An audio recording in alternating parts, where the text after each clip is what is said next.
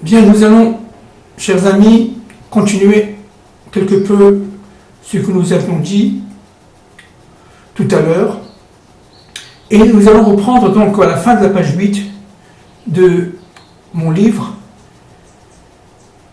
L'être universel et la mondialisation, un regard de Jérusalem, qui a été écrit dans les années 2007-2008. Je reprends le paragraphe et j'essaye d'avancer un peu plus. L'être Adam, on a déjà dit, je reprends. Vivait ainsi en toute lumière, c'est-à-dire qu'il avait compris qu'il y avait des rapports entre chaque événement, et quel que soit l'événement, que tout était en fin de compte relié à une volonté créatrice première. On l'a déjà dit. Il avait pleinement conscience de la cohérence de la création. Et donc il était en simcha, il était heureux, parce que l'homme a besoin de cohérence, l'homme a besoin d'équilibre. Tout ce qui est déséquilibre le déstructure de l'intérieur, d'une manière individuelle comme d'une manière collective, que ce soit en économie, en sociologie, en psychologie sociale, partout. L'être humain est un être équilibré par définition.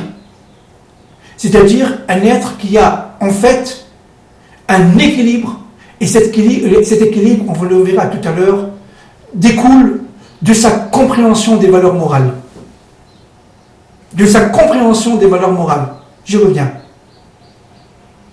Chaque élément, chaque espèce, chaque créature, synthèse fonctionnelle absolue, intégrée dans un plan d'ensemble, donc maintenant vous avez compris, avait intuitivement le devoir de respect d'autrui et l'absolue conviction d'une extrême complémentarité des rôles, des actes et des statuts. Alors là, je voudrais me permettre de préciser un point qui me paraît encore une fois essentiel.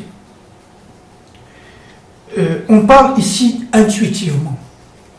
La force de l'être universel premier, Adam Arishon, l'être humain, était de pouvoir se connecter à l'absolu. Toutes les autres espèces, l'homme du Cro-Magnon, du Néandertal, etc., étaient, si vous voulez, extérieurs à cette capacité. C'était certes des êtres humains, mais des êtres humains qui n'avaient pas la capacité de se connecter à Yudke Vavke. Adam Arishon a été le premier homme qui a été capable, parce que évidemment c'est la volonté divine, de se connecter, donc de comprendre les relations entre les événements. Donc de comprendre qu'il y avait une sorte de projet créateur dominant qui parcourait toute l'histoire. Ça c'est jusqu'à la faute. Et avant la faute, il vivait intuitivement, c'est-à-dire que son cerveau était plutôt dirigé par le cerveau droit, plutôt que par le cerveau gauche. Et pendant tout le temps où il était dans le Pardès, c'était le cerveau intuitif qui fonctionnait plus que le cerveau rationnel. Et pendant ce temps-là, évidemment, il avait une intuition qu'on pourrait appeler aujourd'hui de prophétique absolument inouïe. Par exemple, il était capable tout de suite, en un clin d'œil, de comprendre le problème d'une infection ou un problème de naturel, quel qu'il soit. Il pouvait comprendre tout de suite pourquoi il a fait cette rencontre et pourquoi il n'a pas fait cette rencontre, etc., etc., etc. Il voyait quelqu'un, il lui disait, par exemple, demain tu vas te marier, et demain il se mariait. Il avait une intuition prophétique telle qu'il se sentait, malheureusement, et c'est une partie de la faute, l'égal de Dieu. Puis, la faute. Et Akadosh Baruch Hu le chasse du Pardès, c'est-à-dire de sa capacité de décodage, et il le fait rentrer dans le monde de la raison, dans le monde de la rationalisation, dans le monde de l'intelligence rationnelle. Dans la Bina, si vous voulez, c'est véritablement le monde fondamental tel que nous vivons aujourd'hui. Et il va falloir donc vivre dans la douleur, c'est-à-dire qu'il va falloir comprendre maintenant. Ce n'est plus naturel de rencontrer tel ou tel personnage Et il y a aussi une part de hasard ou je ne sais pas quoi. On n'est plus capable de comprendre qu'il y a un lien entre telle ou telle rencontre. Et donc, 6000 ans de cerveau, de développement du cerveau gauche, ça veut dire de la vision du cerveau gauche. Et le Mashiach ben David, cette période-là, va arriver, Bezrat Hashem de nos jours, pour faire le lien entre le cerveau droit et le cerveau gauche, par ce qu'on appelle le Da'at, c'est-à-dire l'union des deux compléments, des deux contraires, le côté féminin, qui est le côté Bina, et le côté masculin, je répète, qui est le côté Chokhmah. Et nous rentrons avec le Mashiach ben David dans une ère véritablement nouvelle, qui rappellera Adam Arishon avant la faute. Mais la grande différence entre Adam Arishon avant la faute, entre guillemets, et le temps du Mashiach ben David, c'est qu'au temps du Mashiach ben David, on aura fait l'histoire, on aura réalisé toute la volonté divine, mais dans ce monde-ci. Les sciences, la télévision, les voitures, les machines, les robots, les SMS et tout ce que vous voulez. Toute l'histoire des technologies, des sciences, de la médecine aura atteint un tel niveau, jamais égalé, qu'en fin de compte, le parlès, le champ, le jardin sera plein de fleurs. Mais seulement, attention, ces fleurs sont encore fermées. Ce ne sont pas encore ce sont des bourgeons. À nous de les ouvrir pour en sentir toute l'arôme. Et ça, c'est le temps du Mashiach ben David. Le temps du Mashiach ben David, on le verra plusieurs fois, est un temps où, véritablement, le cerveau droit intuitif va fonctionner en même temps, parce que les deux sont intégrés, avec le cerveau gauche, qui est le cerveau rationnel. Donc, est-ce que les nations, un pays comme la France, par exemple, a eu, entre guillemets, raison de développer le rationalisme? Bien sûr que oui, c'est la volonté de Dieu, c'est le temps de l'histoire, de la raison. Maintenant, il va falloir qu'elles comprennent, toutes ces nations, qu'il n'y a pas que la raison, qu'il y a aussi autre chose qui a été cachée et qui appartient au monde de la Torah, de la délivrance. Et ça, malheureusement, au niveau, si vous voulez, intuitif, elles ne veulent pas. Et c'est pour ça qu'il n'y a pas encore la délivrance. Il y a ce combat interne à l'intérieur des nations qui, par le doute, par l'impureté, c'est-à-dire l'obscurité, les empêche d'avancer, en fin de compte, parce que tout simplement Israël n'était pas prêt. Vous avez compris. Comme Israël et les nations sont frères jumeaux, j'allais dire, d'un même père, du même mère, Adam Arishon et Chava, Adam et Ève. Alors, à partir de ce moment-là, vous comprenez bien que si un des frères n'est pas encore prêt parce que son temps n'est pas arrivé, alors les autres attendent, et réciproquement. Le temps du Mashiach ben David, c'est le temps tout simplement, et ça on en reparlera très longuement après, c'est le temps où les deux frères, arrivés en toute maturité, chacun selon sa fonction, vont se réunir et vont se comprendre l'un l'autre. Et les nations, évidemment, l'antisémitisme va disparaître, c'est tout, d'un seul coup, sans problème. Parce que les nations qui vont recevoir, entre parenthèses, des souffrances absolument inouïes, elles vont être repentantes, elles vont comprendre qu'il y avait un plan, et qu'en fin de compte, que tout n'est pas raisonnable, qu'il y avait autre chose que Israël détenait, et qu'elles ne peuvent pas détenir, parce qu'elles n'ont pas la capacité de se brancher vers le Kivavke, vers le Dieu un. Elles peuvent absolument se brancher vers le monde Elohim, c'est-à-dire vers le monde des natures, toute nature confondue, au pluriel, mais elles ne peuvent pas se brancher vers le nom ineffable, qui est le même. Évidemment, il n'y a qu'un seul Dieu, il n'y a qu'une seule force, il n'y a qu'une seule volonté, c'est la volonté du Dieu un, créatrice, maître de l'histoire. Alors je continue. Alors je vais reprendre pour que ce soit clair. chaque élément, chaque espèce, chaque créature, synthèse fonctionnelle absolue intégrée dans un plan d'ensemble, avait intuitivement, maintenant on comprend, le devoir de respect d'autrui et l'absolue conviction d'une extrême complémentarité des rôles, des actes et des statuts. On l'a plus ou moins très rapidement expliqué. Le meurtre, le vol, la jalousie, l'ensemble des phénomènes pervers destructeurs d'harmonie n'avaient pas de mise. Et c'est ce qu'on va vivre. Alors c'est vrai que ça paraît utopique, surtout aujourd'hui, avec tout ce qui s'est passé. Si on prend rien que les 100 dernières années dans le monde, bon, c'était une horreur. Une horreur, le XXe siècle a été une horreur, évidemment. La Première Guerre mondiale, la Shoah, les guerres en Afrique, les guerres en Asie, partout, c'est affreux. Mais, on comprendra que même cela, c'était pour le bien. Ça, c'est un autre problème.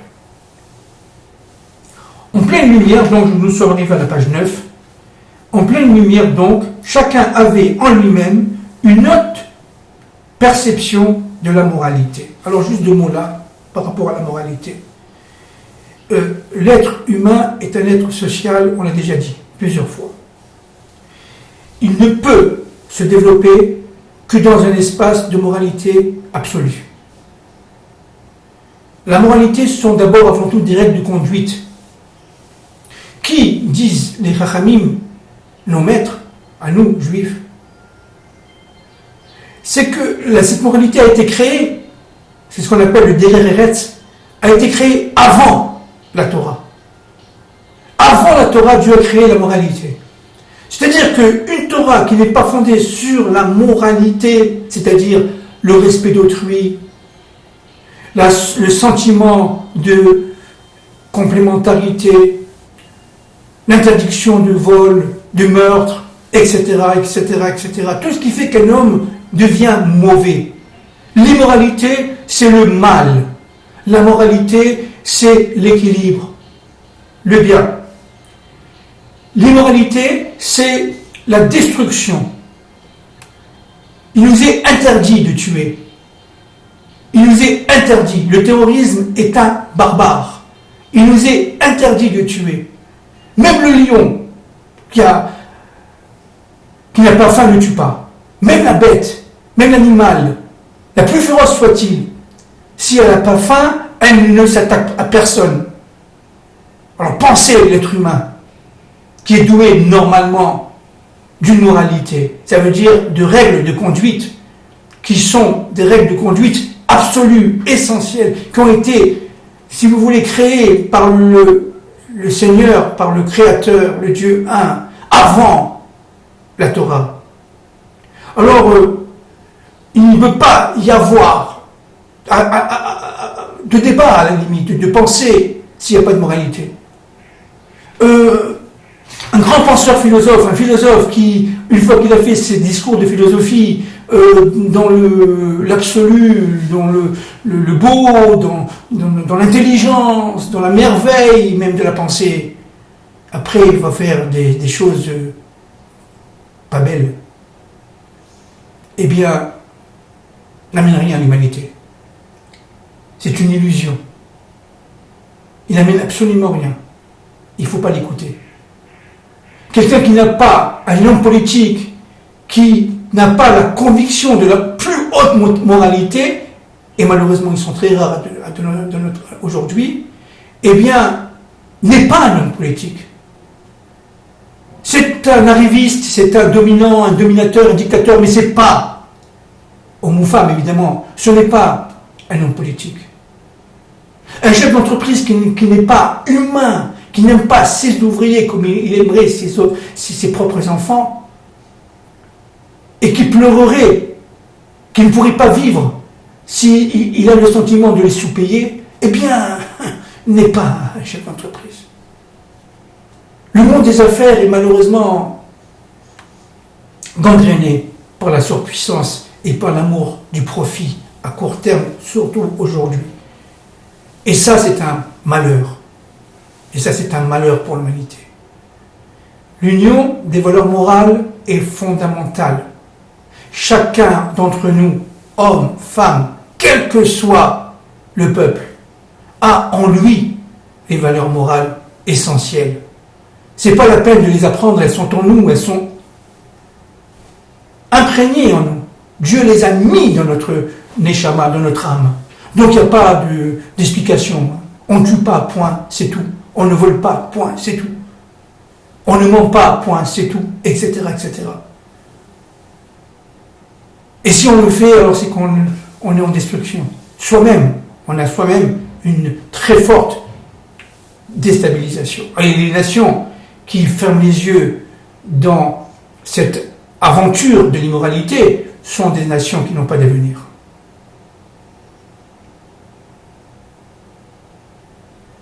Elles n'ont pas d'avenir. Elles vont souffrir. Parce que par volonté de liberté, par la volonté de, disons, de s'approprier l'appropriation privée des moyens de production, par exemple, lorsqu'elle n'est pas contrôlable par la morale, lorsqu'elle n'est pas contrôlable par l'humain, amène à des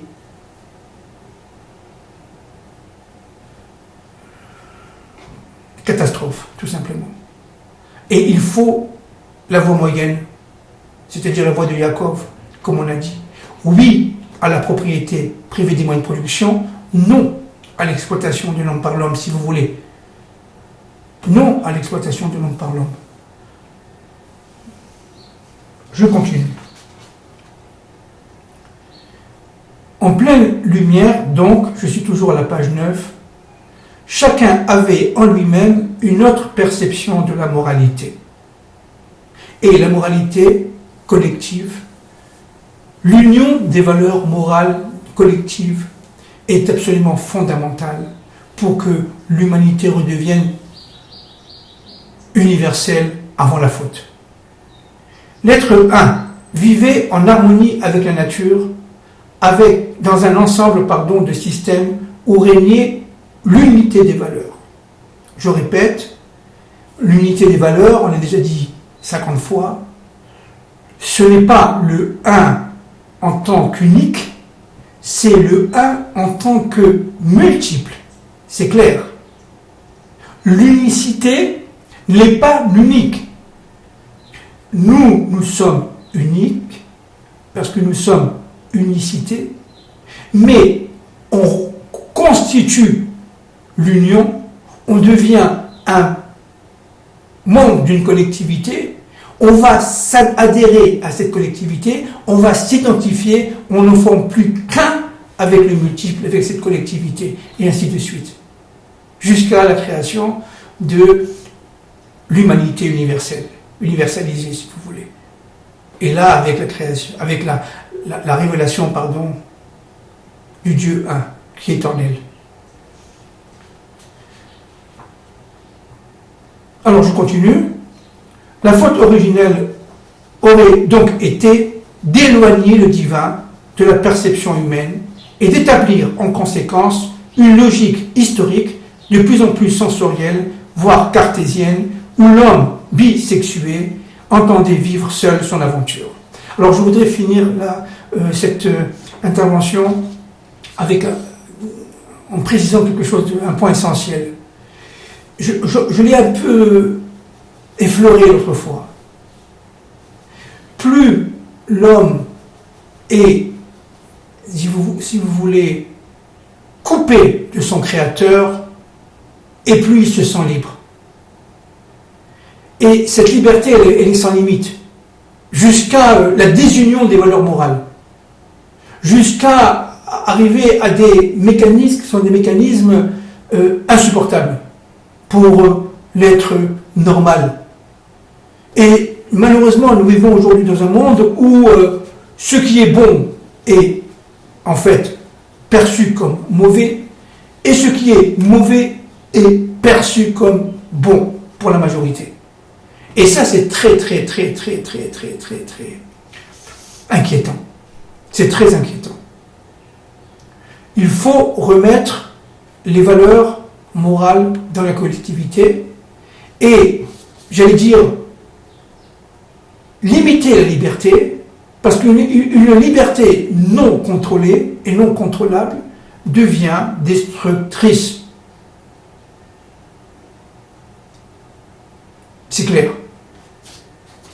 La liberté de chacun commence par la liberté des autres, c'est très connu.